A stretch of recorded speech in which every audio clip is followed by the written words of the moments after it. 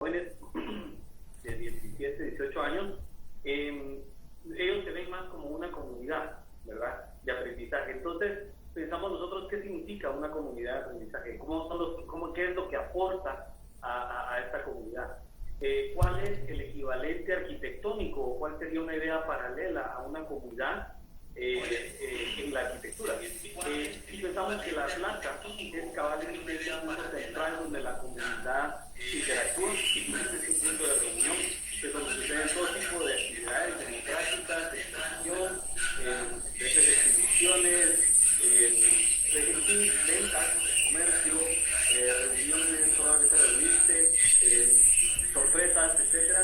Entonces, pensamos que este proyecto, precisamente para reflejar el aspecto de comunidad, el corazón del proyecto quizás entonces debería de ser la plaza. Y la plaza donde todos estos espacios interconectados a ella giren alrededor de un punto central. La plaza sería el punto central del cual giraría todas las actividades de esta academia. Lo pusimos entonces en un terreno que era relativamente restringido porque es un espacio urbano con bastante densidad, donde tenía solamente un acceso frontal y es un terreno bastante alargado. Entonces decidimos cómo podemos aprovechar esta plaza, este núcleo central, no solamente como un lugar de actividades donde todo gira alrededor, sino que también sirva de un pulmón también para el proyecto y para la arquitectura en sí, donde se enfoque también la luz natural, donde pueda servir de acceso para la ventilación natural, a pesar de que estamos en espacios ya adentro del edificio y de lugares que tal vez no dan necesariamente hacia el exterior por la fachada.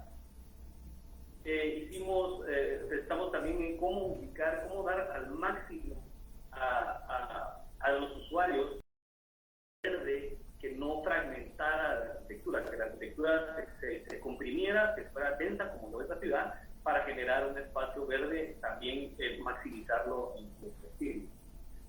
Nuestro esquema entonces básicamente se basa en esta idea. Podemos ver aquí en esta isométrica que en el techo tenemos esta área, este núcleo central de la plaza, que es donde entra cabalmente la luz natural y nos sirve como punto de ventilación, y dos fachadas, una hacia el área verde que estamos en la parte de atrás, y la otra, todas las aulas, todos los salones dan también hacia el área urbana. Entonces tenemos dos conexiones, una urbana con vistas hacia la calle y ventilación por este lado, y la otra una fachada al área de la naturaleza.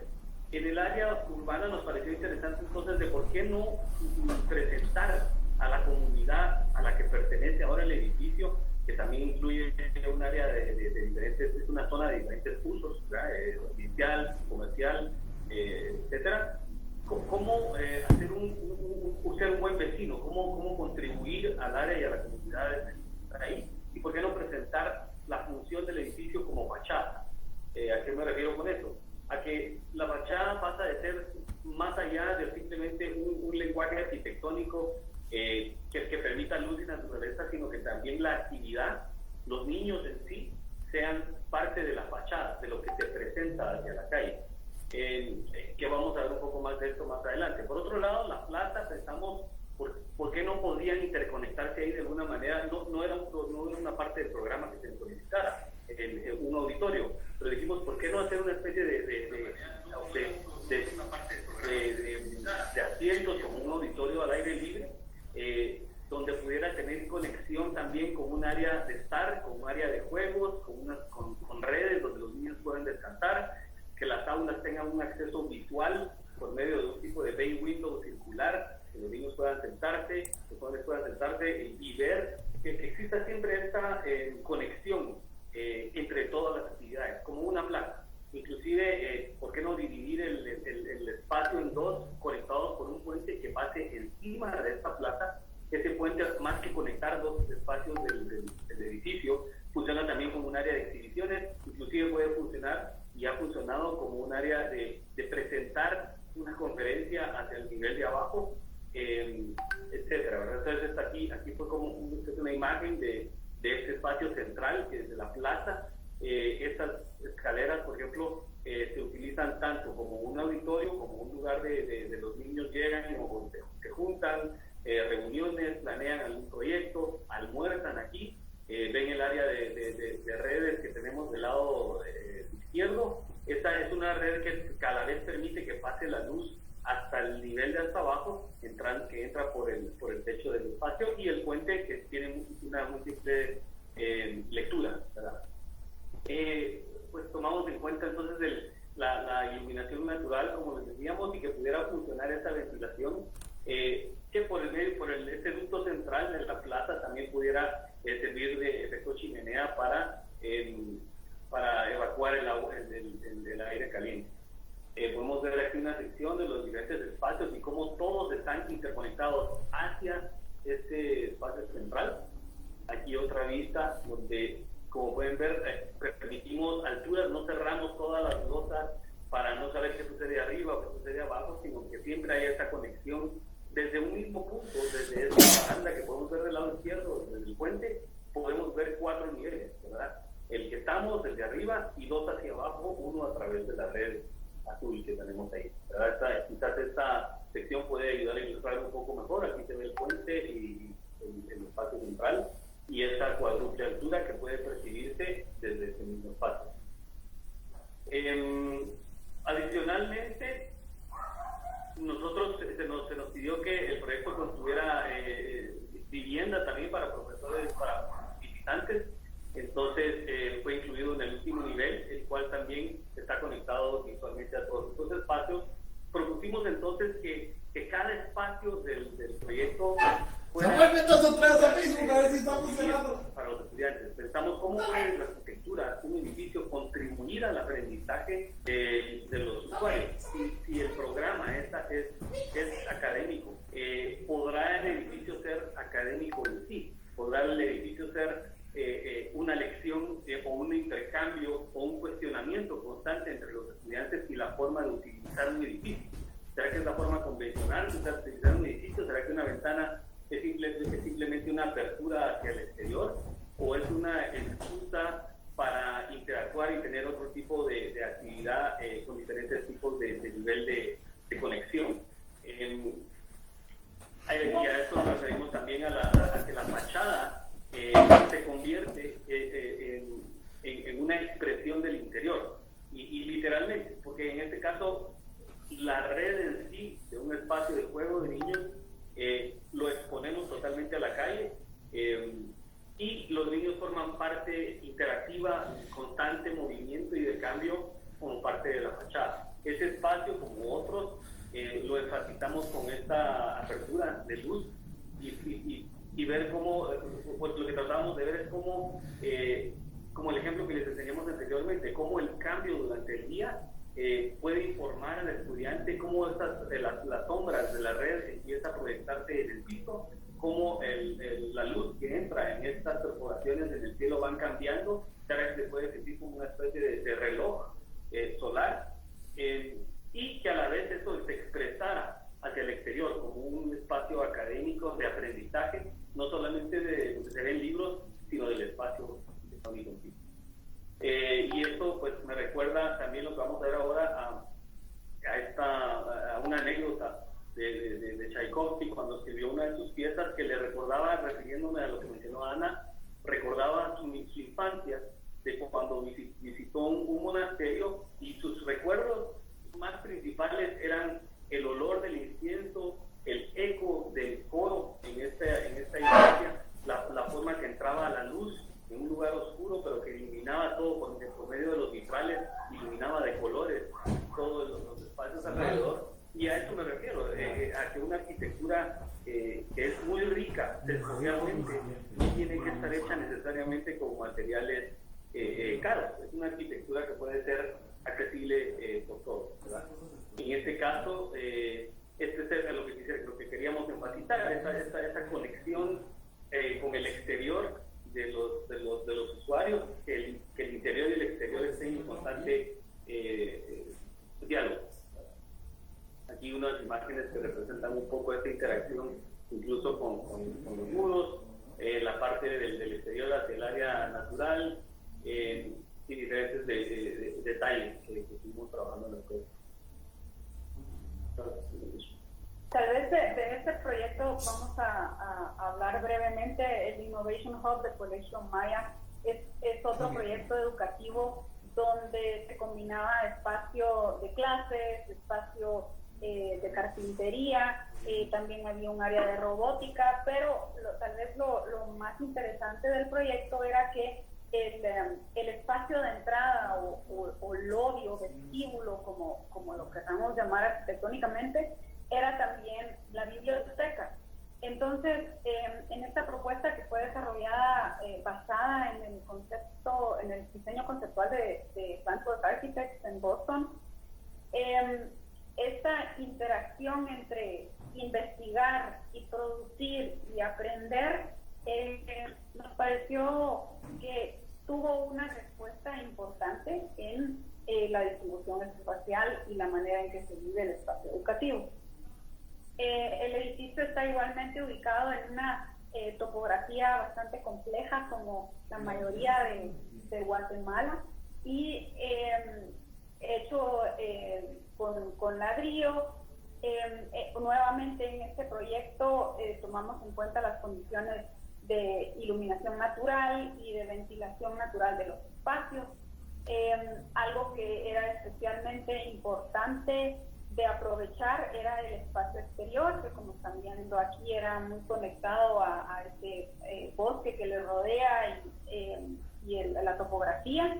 Y pues la idea era que tanto el espacio interior como el exterior fueran espacios educativos y están inscritos también como parte del currículum de los estudiantes, no solo estar adentro, sino que también afuera. Y aquí algunas imágenes de los espacios de circulación interiores, que todas ven a este espacio central abierto de múltiple altura, donde está ubicada la biblioteca.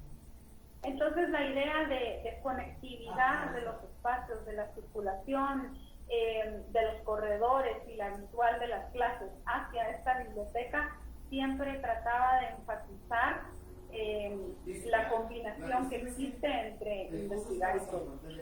En este aspecto, otra cosa que propusimos fue a generar este espacio que vieron en el slide anterior, el juego de ajedrez, en las terrazas. Queríamos ver cómo poder sacar hasta cierto punto de la arquitectura, es decir, del edificio, del interior del edificio, sacar a los estudiantes a interactuar con el espacio exterior. En este caso, pues propusimos esta también de auditorio al exterior, ¿verdad? Donde existe una plaza de ingreso donde puedan generarse todo tipo de actividades. De hecho, muchos de estas plazas, balcones y áreas al exterior se están utilizando también para generar otros tipos de arte, que se expresa ahí la escultura, pintura, etc. Usted nada más viene, entonces, le da a minimizar e inmediatamente se le va a ir a Facebook. Aquí está abierto Facebook, es lo primero que se le va a abrir. Si no, lo busca en las pestañas, pero es lo primero que se le abre. Y aquí va a estar en rojo, entonces nada más ahí le da detener. Pero es que a mí lo que me ataca es que ustedes siempre están ahí como que terminan la cosa y siempre se quedan con ustedes. No, habla Barley por mí. Usted tiene que quedar callado. Pero usted no tiene que hacer nada más que parar la cosa. Ahora ¿qué? Una es el Pachichí y otra es la Loma. El proyecto y que ella, cuando vea que ella va a terminar, pues cerca también de Guatemala. El reto aquí fue cómo poder construir un proyecto con un mínimo presupuesto, de hecho con materiales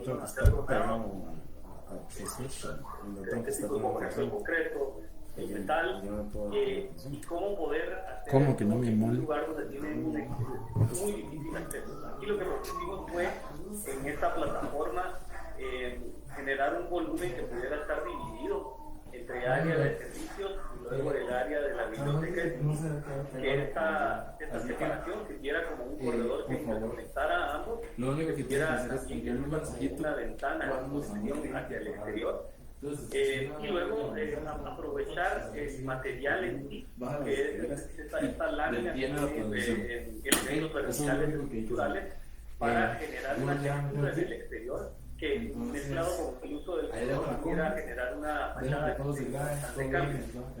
Igual que la infraestructura en la Reforma, si uno camina alrededor de la fachada automáticamente va cambiando de color poco a poco, desde negro hasta rojo, pasando por el blanco y gris, simplemente con nosotros caminar en ella. Quizás una arquitectura de mucho... No, nada más lo minimiza y se sale. Y usted se va. Huye, pero digamos, huye, no importa, es otra pestaña. Huye. Para que nada más finaliza. Nada más finaliza, lo minimiza, finaliza y... El usuario que está en el exterior, sentado, prácticamente viendo un show de la fachada. En este caso, obviamente, no existe este presupuesto. El usuario es el que tiene que moverse a través del espacio para percibir ese mismo cambio dinámico en la fachada. Entonces, con esto en mente, nosotros propusimos una especie de degradé de 54 tipos de diferentes tonos de color, aprovechando la estructura nuevamente de ese material prefabricado de esta lámina.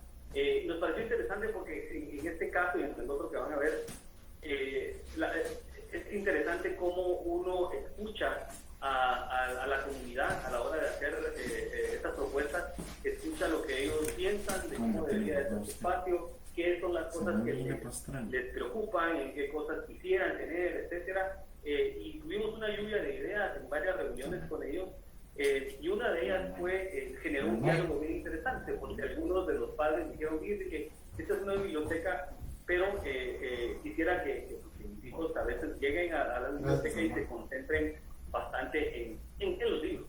Entonces quizás las ventanas podrían ser pequeñas para que no se distraigan con el exterior. Nosotros dijimos, bueno, ¿y qué tal ustedes, qué piensan ustedes del lugar donde viven? Y nos decían, pues obviamente nos encanta, nos gusta, sabemos que vivimos en la naturaleza, es nuestro lugar de trabajo, de estudio, y obviamente estamos muy arraigados a ella. Y les propusimos, ¿qué tal si probamos en esta biblioteca tener una interconexión más cercana hacia el exterior? ¿Qué tal si hacemos unas ventanas que lleguen a la escala de los niños más chiquitos de 4 o 5 años, que empiecen de una altura muy baja, y demos la oportunidad de ver si los niños pueden aprender y leer y concentrarse, porque en realidad las distracciones exteriores es la naturaleza, porque no hay movimiento, no hay tráfico, no hay nada sucediendo. Y dijeron, pues puede ser, nos parece una buena idea, y en este diálogo empezamos a trazar unas líneas con estas ideas con ellos, y llegamos a esta propuesta de que las áreas pequeñas se mantendrían las ventanas pequeñas se mantendrían solamente en los servicios, mientras que en la fachada y en los espacios este espacio, por ejemplo, de circulación entre el servicio y académico, es una apertura total hacia el exterior, ¿verdad? Este es otro proyecto, es la biblioteca de Pachichí, y aquí también es un proyecto interesante. Nuevamente, no se imaginen, ya pueden ver ustedes el contexto en el que se encuentra, y teníamos un presupuesto mínimo, ¿verdad?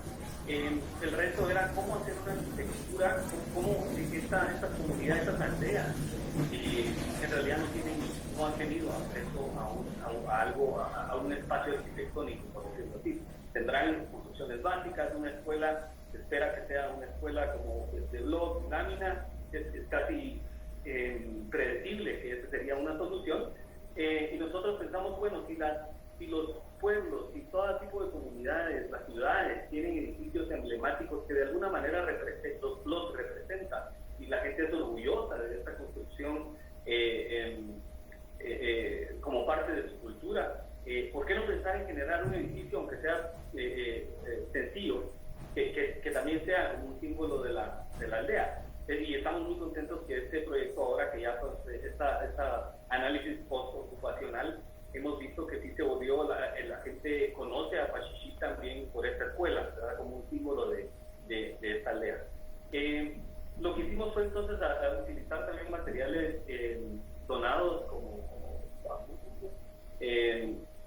y estructura metálica, y lo que pedía el programa era que fuera simplemente una biblioteca, es decir, que fuera un lugar donde tuvieran libros y computadoras, y aparte una pequeña cocina y y servicios sanitarios. Y les propusimos entonces, les preguntábamos a los usuarios, ¿en dónde se reúnen ustedes a veces para tener reuniones de la comunidad, para tomar decisiones? Y nos decían que a veces se reunían en algún edificio o una iglesia o una casa, ¿verdad? No había un lugar de reunión de la comunidad. Preguntábamos, por ejemplo, ¿dónde hacen ustedes, por ejemplo, una celebración de la aldea en sí? Y en realidad no había un lugar específico, ¿verdad? Sabíamos nosotros que ahí estábamos para hacer una biblioteca, pero empecemos a preguntar sobre otro tipo de edificios, a pesar de que no teníamos un presupuesto. Y pensamos, bueno, ¿por qué no tratamos de apoyarlos en proponer un edificio que sirva más allá de simplemente una biblioteca? Entonces, lo que propusimos fue una fachada que de alguna manera reflejara o contrastara con el verde denso que hay en el contexto, y contrastar con el verde obviamente es el color. Sabemos que también esto existe pues en los colores que tanto nos representan también a nuestra cultura. Nos pareció una forma también de resaltar del contexto verde en el que estamos. Propusimos un patrón muy analítico, es decir, o sea, con un orden específico, que simplemente con darle un espejo o rotarlo o hacer manipulaciones a ese mismo patrón generara algo mucho más con un concepto al azar.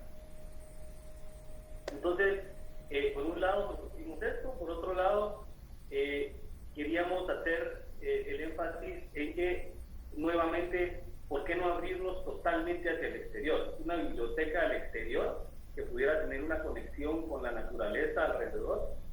Entonces propusimos una serie de paneles rotativos que al abrirse se abre al 100% la fachada principal, pero también del lado de atrás de este patrón de colores pues también tenemos unos pizarrones donde pueden utilizarse para desde colgar arte hasta mostrar, y tiene entonces esta conexión visual y permite a la vez una visualización cruzada con unas aperturas que hay en la fachada posterior. Entonces, esto lo que nos permitió fue, como podemos ver en esta planta, extender el espacio más allá de las paredes de la biblioteca y tener esta conexión interior-exterior que puede utilizarse tanto como escuela, como pueden ver aquí, los pizarrones se utilizan para hacer educación, dar diferentes tipos de educación a diferentes personas. Se convierte en un área de juego al exterior. Estas son imágenes que nos mandaron, de hecho, los habitantes de la aldea. La primera imagen que ven hasta arriba es una reunión de la comunidad donde ellos se juntaron para tomar decisiones importantes sobre las actividades que van a hacer. Vemos la que está abajo, es una actividad que tuvieron exclusivamente con niñas. La de arriba a la derecha es la elección de la reina de la aldea, que decidieron hacerla aquí en la biblioteca, y pues la que ven abajo pues es este lugar al aire libre de aprendizaje, ¿verdad? Entonces estábamos muy contentos de que el proyecto pasó de ser una biblioteca a ser un centro comunitario, un centro de vacunación, un área para elegir a la reina, un área de lugar para la toma de decisiones, etcétera. Entonces es lo que decíamos anteriormente, cómo la arquitectura sí puede ser accesible a todo tipo de personas por medio de los sentidos, por medio de la invitación a formar una comunidad, y no necesariamente tiene que ser una arquitectura que tenga un presupuesto grande para verdaderamente ser arquitectura. Muchas gracias. Muchas gracias. Gracias Axel, gracias Ana, excelente. Vean, si les parece, vamos a dar espacio para conversar un poco. Yo lo que sí tal vez quisiera enfatizar antes de algunas cosas que me apuntes de lo que fueron mencionando, que me parece valioso en su obra, en su trabajo, es esto que decía Ana también de cómo producir memoria y rituales, y a través de esta conciencia de la espacialidad y de cómo lo habitamos, cómo existen oportunidades de apropiación, ¿verdad? A través, como decía ahora al final Axel, que se traducen historias, se traducen sentidos, en formas de habitar, y cómo esto a la hora de que ustedes como autores lo cuentan, pero también cómo se vive, va generando una narración, ¿verdad? Que permite esa conexión con los espacios, y sin duda el cierre con esta biblioteca también hace énfasis en la importancia de cómo la multifuncionalidad acompaña esas posibilidades de conectarnos de distintas formas de apropiación y genera oportunidades. Entonces, de verdad, muchas gracias, porque creo que cae en lo que andamos ahorita buscando en el taller con nuestros estudiantes, en formas de entender esos espacios y posibilidades y oportunidades y nunca perder el norte hacia quienes estamos proyectando. Entonces, bueno, si les parece, voy a abrir el espacio para preguntas y comentarios. Les agradezco por favor encarecidamente si levanta la manita, y aquí voy asignando, y si pueden prender la cámara como para tener una interacción un poquito más directa dentro de lo que se puede en la virtualidad. Entonces, no sé, preguntas, comentarios, ¿quién quisiera empezar?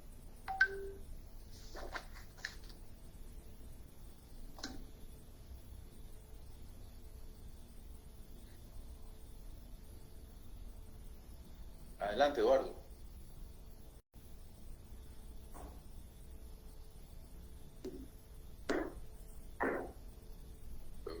Y espero se me escuche bien. Sí. Ok, bueno, primero que nada agradecerles por esta presentación, ¿verdad? Muy enriquecedora, muy completa, la verdad. Que de hecho también, bueno, me surgen también varias dudas, ¿verdad? Con respecto a distintas cuestiones, ¿verdad? De hecho, al inicio cuando están, bueno, hablando un poco, ¿verdad? De como arquitecto, ¿verdad?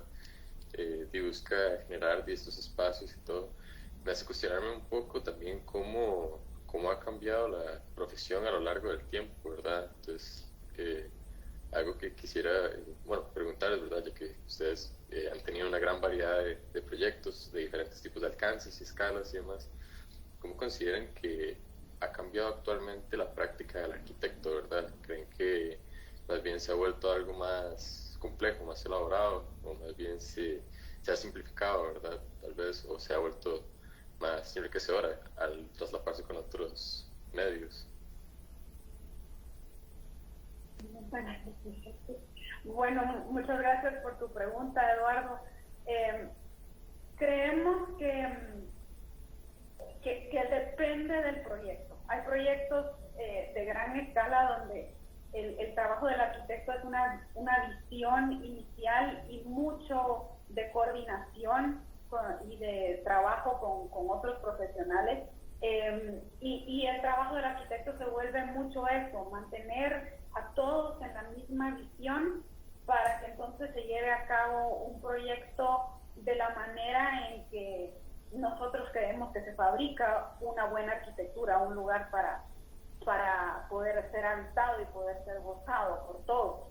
Hay otros proyectos donde tal vez el alcance de colaboración con otros no es tan complejo, lo cual entonces como arquitectos nos permite aún tener esa autoría, ¿verdad? Casi total sobre una obra. Y verdaderamente, pues sí se podría decir, Axel, tú puedes decir, pero en los proyectos tal vez de escala mediana y más pequeña, nosotros lo disfrutamos muchísimo. También las esculturas lo disfrutamos muchísimo porque tenemos esa libertad de poder tomar decisiones de una manera más fluida.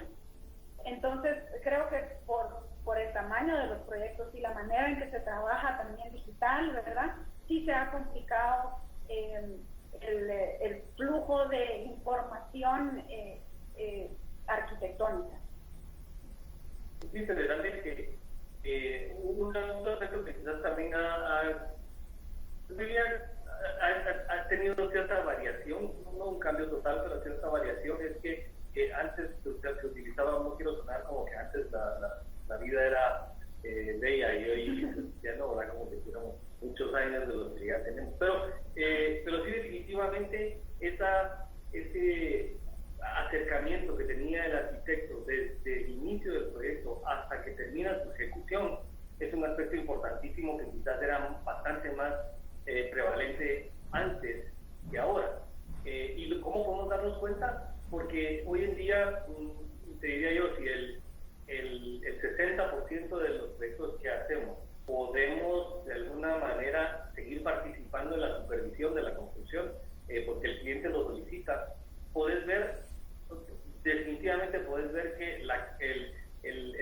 producto final ya construido es de mucho mejor calidad, que un proyecto en el que simplemente entregas los planos y se ejecuta por una tercera persona sin un seguimiento del arquitecto durante la construcción.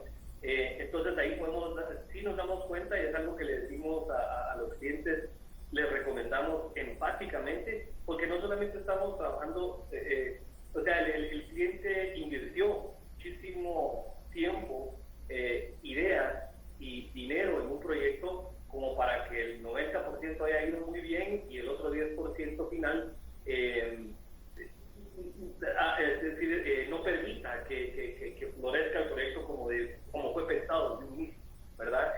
No va a tener la misma sensibilidad o el mismo concepto una persona que no estuvo involucrada durante todo el proceso o que no concibió las ideas iniciales o los detalles o los acabados que el mismo arquitecto que lo diseñó, ¿verdad? Y por otro lado, ahí es interesante, a veces hay personas que dicen, pero mira, esta parte solo vos te vas a dar cuenta de que esa viga está atravesando esta parte y nadie se va a dar cuenta, pues, y decimos sí, pero nosotros nos damos cuenta, y nos damos cuenta no solo arquitectos, sino otras personas. Yo he admirado a veces de clientes que se dan cuenta de esos aspectos de detalles y me encanta que nos encanta que el cliente tenga ese ojo clínico de que lo que se produzca sea a la perfección. El otro día estaba pensando yo, es como que te dijera, mira, vas a comprar un carro y ya se imaginan que los ingenieros dijeran, pero mira, nos quedó mal aquí la batería, ¿cómo quedó con esto? Y entonces no se va a dar cuenta el cliente, no importa, pongamos colgando la batería del carro con estos dos lazos, amarrarla ahí, que no se va a dar cuenta. Y eso no es, uno compró algo bien hecho que hasta la batería, que no la vas a ver nunca, está colocado en un lugar específico para que funcione de una manera específica, ¿verdad? Estás pagando por esa calidad hasta el último tornillo que se está involucrado. Entonces, esto es tal vez una de las cosas en que ha variado ahora, pero menos mal que existen muchos clientes. Hace 2 o 3 días, el mismo cliente decía, queremos que ustedes estén involucrados en la supervisión porque sabemos lo importante que es. Entonces, hay muchos clientes con esa visión. Súper.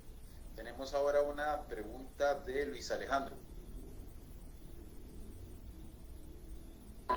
Dame un momento para prender la cámara.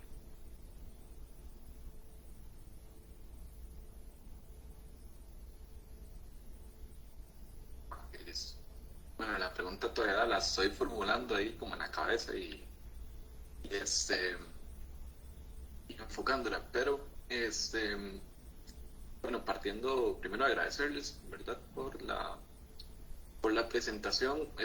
Algo que me transmiten y veo que es recurrente en sus proyectos es como este compromiso por encontrar excusas meditadas para que una decisión de diseño pueda nacer de voluntades profundas y significativas para las personas con las que trabajan.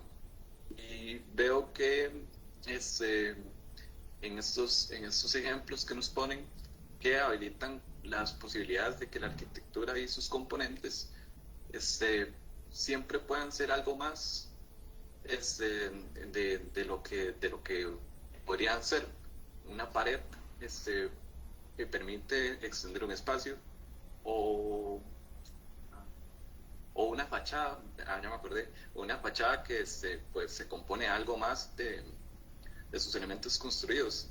Entonces, personalmente me genera bastante confianza escuchar estas historias porque se vuelven relatos de situaciones que escuchan y responden a su contexto. Entonces la pregunta que más o menos estamos formulando aquí en el grupo puede ir dirigida a eso. Creo que es una de las cosas que tal vez ahorita me causa interés, es como la manera de contar esa historia. Tiene mucho que ver con la meditación detrás, ¿verdad? Y con la manera de hacer estos acercamientos. Pero tal vez algún consejo o alguna indicación que podría quizás ser más asertivo para la hora de contar estas historias, que es igualmente importante como la historia misma.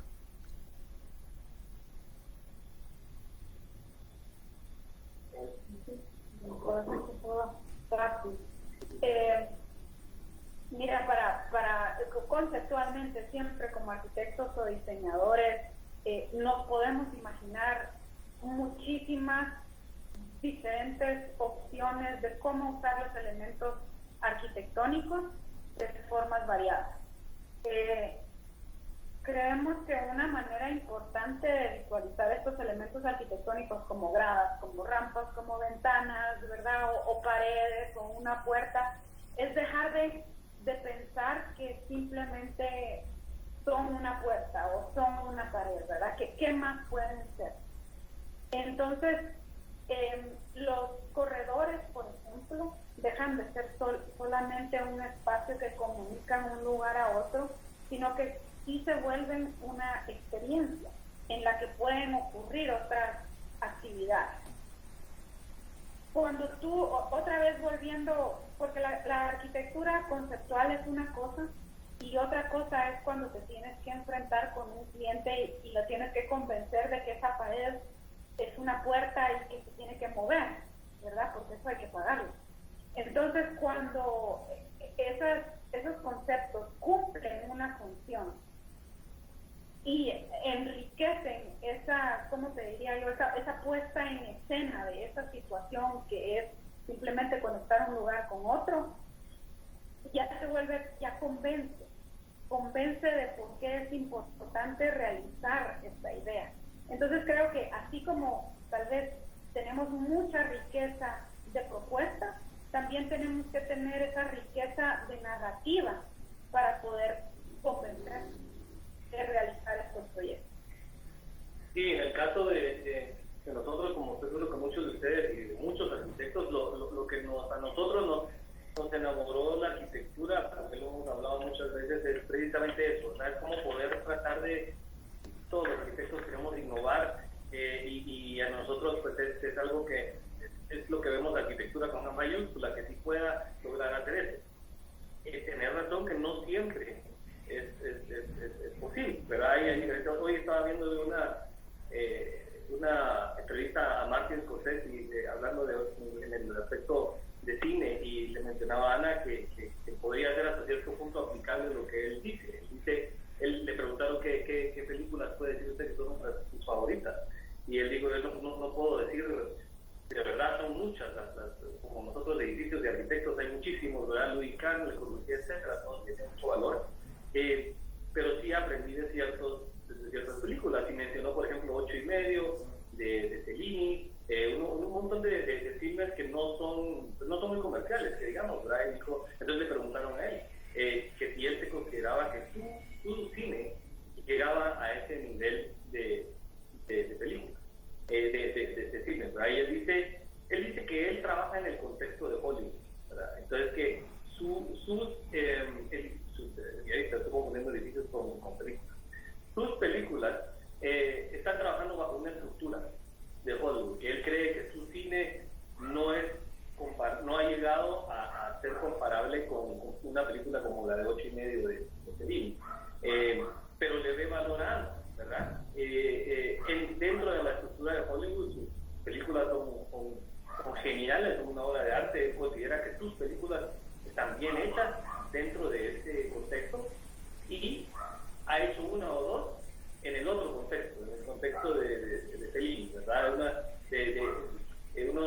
películas que tienen otros objetivos, básicamente. Entonces, hay momentos donde nosotros como arquitectos nos gusta traer, mezclar esos, o sea, incorporar objetivos sensoriales, fenomenológicos, inventivos, siempre en toda la arquitectura, pero en algunos casos se logra más que en otros, ¿verdad? Pero eso no quiere decir que donde no se logra tanto, te puedes enfocar solamente en un elemento, inclusive, solo uno de todo el proyecto, que tenga algo, o sea, que de veras creas que es totalmente innovador y lo demás funcione muy bien,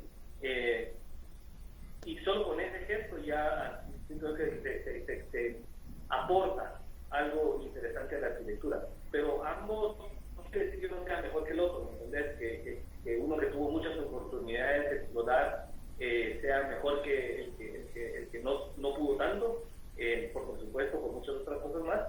Pero cada quien tiene su valor dentro del contexto específico en el que fue, ¿verdad? Y lo importante es tratar de ser una excelente arquitectura sin importar qué caso es, ¿verdad? Creo que entonces por ahí tiene valor como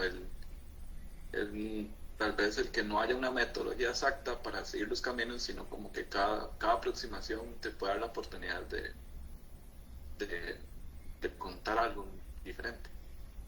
Sí. Muchas gracias. Me parece que por ahí estaba Sebastián Huertas. ¿Quieres comentar algo o ya no, Sebastián?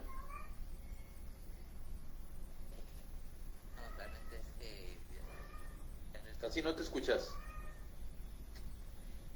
bueno, sí, yo tenía una.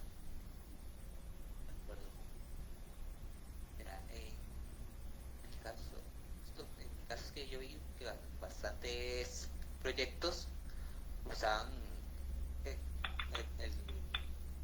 el núcleo de respiración o núcleo de conexión, por decirlo de un modo. ¿Se me escucha bien? Más o menos, ahí iba mejorando.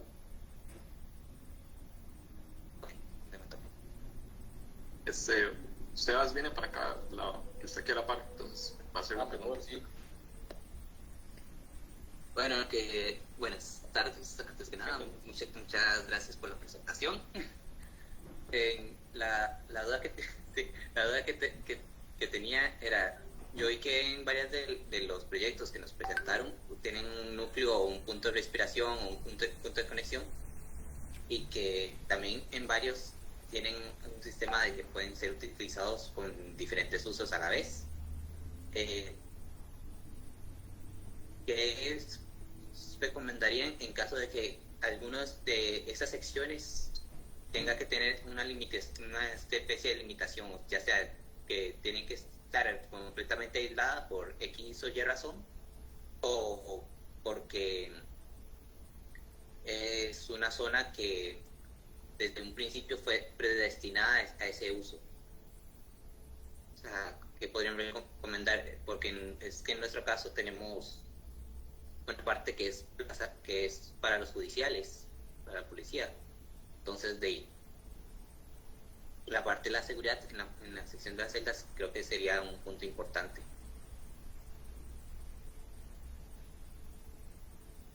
Sí, buenísimo. Pues sí, todo eso es un reto, fíjate, y a la vez no es interesante, pero por ejemplo, yo recuerdo, ahora que estás hablando de eso, no sé por qué me recuerdo un proyecto que hice en la universidad, cuando tenía 21, bueno, por el estilo, donde se nos hizo hacer un proyecto interesante. De hecho, era una prisión, no de máxima seguridad, pero un lugar donde iban por un proceso de reingresar a la sociedad. Y como tú decís, es un programa súper restringido, ¿verdad? No podemos tener ventanas con vistas enormes de vidrio en una celda, que tienen que cuidar que exista cierta seguridad, ¿verdad? Es decir, ahí sí que literalmente celdas aisladas, porque pues esa es la naturaleza del esquema que nosotros no estamos ahorita proponiendo en una tipología de cómo funciona una cárcel, sino recibimos esa información del cliente. Entonces, sin embargo, por ejemplo, en este aspecto, no voy a mencionar mucho de este proyecto, pero yo traté de alguna manera de que el proyecto funcionara de una manera distinta a lo que se nos había pedido. Pero te voy a dar un ejemplo todavía más restringido. No hay cosa más restringida en la arquitectura, creo yo, que un estacionamiento, ¿verdad? Un parqueo. Entonces tiene que funcionar con un radio de giro específico para automóviles y camiones de cierto tipo, eficientar al máximo la cantidad de parqueos que tienen que caber.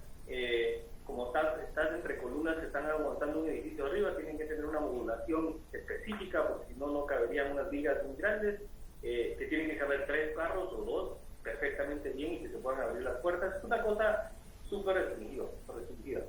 pero aún así, por ejemplo, hay un ejemplo que a mí me gusta mucho, que es este edificio de estacionamientos en el Lincoln Center de Herzog de Meuron, donde un estacionamiento sí se volvió, por ejemplo, una estructura en sí. No todos tenemos el chance de hacer un estacionamiento de ese tipo, pero en nuestro caso, por ejemplo, cuando hemos podido proponer a veces algún estacionamiento, pensamos en formas más eficientes de utilizarlo, ¿verdad? Proponer desde rampas express para que puedan utilizarse sin esperar cómo la gente se mueve de un lado a otro, incorporar luz natural a estos espacios que usualmente son oscuros, tal vez por medio del perímetro le generamos luz natural o pozos de luz a través del edificio, permitir cierta ventilación natural. Nos aseguramos, por ejemplo, que todas las instalaciones eléctricas, etcétera, que van dentro del sótano y que van expuestas en el cielo, porque no vas a gastar cielo falso en un sótano, nos aseguramos con los ingenieros de que el circuito de cada una de estas tuberías esté diseñada, ¿entendés? O sea, recibimos nosotros, por ejemplo, propuestas del ingeniero estructural, del ingeniero hidráulico y eléctrico, y nosotros le damos una retroalimentación a ellos para que todos estos cableados, todas estas tuberías se vayan por un lugar específico que nosotros creemos que es el más adecuado visualmente y culturalmente, para que inclusive las instalaciones expuestas en un sótano formen parte de la estética de la arquitectura, que formen parte de la arquitectura en sí. Entonces, hasta en cosas tan excesivamente restringidas, a veces hay oportunidad de demostrar que puedes hacer un espacio arquitectónico eficiente y una innovación hasta cierto punto, ¿verdad? Un aporte a que tu arquitectura de veras te preocupa hasta por ese tipo de detalles, ¿verdad? Desde el acabado de paredes, el rodamiento de las llantas, en fin, ese tipo de cosas, ¿verdad? Entonces, si lo puedes hacer en una cosa tan restrictiva como esta, seguramente algo se puede encontrar, aunque no sea, como te digo, no es que uno vaya a inventar el agua azucarada, no es que un baño tiene que funcionar para lo que es, ¿verdad? Pero con un pequeño aporte ya haces algo súper interesante, donde cambia la experiencia de estar ahí. Ok, muchas gracias. Super, tenemos otra pregunta de José Andrés Delgado. Sí, buenas noches. Bueno, como grupo estudiamos un poco como de los proyectos que ustedes tenían y los analizamos como a fondo de que, ok, un tema que ha sido como bastante importante para nuestro grupo en este proyecto ha sido como el tema de la accesibilidad sin sacrificar como diseño en sí, digamos, como que sea estético, pero que al mismo tiempo sea accesible, y vemos que ustedes lo aplican como de una manera como bastante buena. Entonces queremos saber como cuál es el consejo, si nos podrían hablar un poco sobre esa línea de accesibilidad al mismo tiempo de diseño como en paralelo, como, o sea, cómo trabajan eso ustedes para lograr un resultado como tan bueno y tan estético también. Pues muchas gracias por sus comentarios, José Andrés. Bueno, la accesibilidad es parte de la circulación, y para nosotros la circulación es algo esencial como espacio, ¿verdad? Nosotros creemos que es algo que también debe ocuparse, no es simplemente una conexión entre una cosa y otra. Entonces, cuando lo empezamos a pensar como espacio, y también un poco volviendo a la pregunta de Sebastián, que tiene una plaza, ¿verdad? ¿Y qué más puede ser esa plaza? Igualmente, esta accesibilidad, como decía Axel, es una oportunidad de diseño. Entonces, si tienes una rampa, pero esa rampa puede ir acompañada de tal vez una escalinata verde, y mientras tú vas subiendo esa rampa vas viendo esta vegetación, entonces empieza a crear esta secuencia espacial, ¿verdad? Donde lo que sea que tú hagas, ya sea es esta rampa que te lleva de la calle al interior del edificio, o es un umbral que te lleva de afuera hacia adentro, ese umbral también es una oportunidad de diseño. Entonces, por más sencillo que sea, como decía Axel, si hay una oportunidad en un edificio grande con muchos elementos, o si es una edificación pequeña, siempre existen puede existir el entusiasmo de diseñar algo. Entonces, yo diría que en términos de la circulación y accesibilidad es tener esa sensibilidad de ver cuáles son las oportunidades a lo largo de un recorrido. Y otra cosa, José Andrés, no sé si también querías abordar el tema de accesibilidad del otro tipo que hablamos nosotros. También existe esta accesibilidad que es bien importante, lo que mencionó Ana, y está la otra de accesibilidad por diferentes tipos de personas de nivel socioeconómico. No sé si querías abordar más que todo el más funcional o ambos. No, realmente más que todo era la primera, porque también estaba como eso que como grupo nosotros vimos como, ok, si aquí tenemos un pasillo, ustedes como que en los proyectos todo tiene como esa como intención de ser algo más que solo un pasillo. O sea, como me lo explicaban ahorita, como esa línea que ahora me dejaron como más clara de que, ok, si es un pasillo, igual sigue siendo un espacio.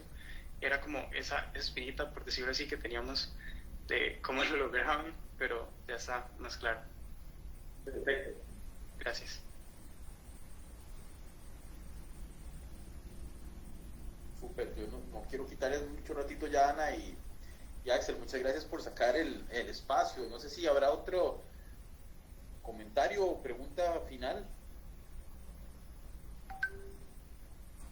Creo que aquí estamos. Bueno, si no, de verdad, nuevamente muchas gracias. Ha sido súper enriquecedor. Creo que estamos en un punto donde nuestros estudiantes están trabajando ya la parte de proyección y cae como anillo al dedo, ¿verdad? Lo que nos comparten.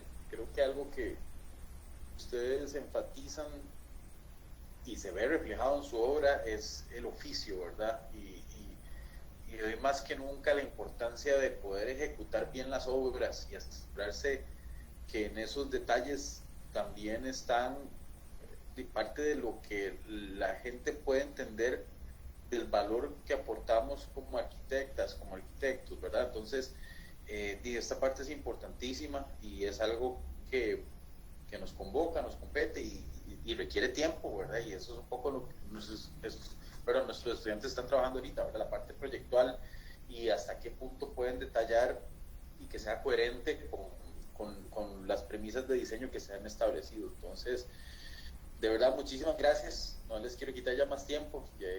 Más bien, Ana, de verdad, qué placer verlos aquí de manera virtual. Ojalá nos podamos ver pronto también de manera presencial en algún momento. Y les mandamos un gran abrazo, ¿verdad? Muchas gracias. Muchas gracias a ustedes también y bienvenidos aquí también a Guatemala. A mí me encanta visitar Costa Rica. Ustedes bienvenidos acá. Si vienen, pues también estamos aquí a las órdenes. Y muchas gracias por la invitación. Gracias por escucharnos.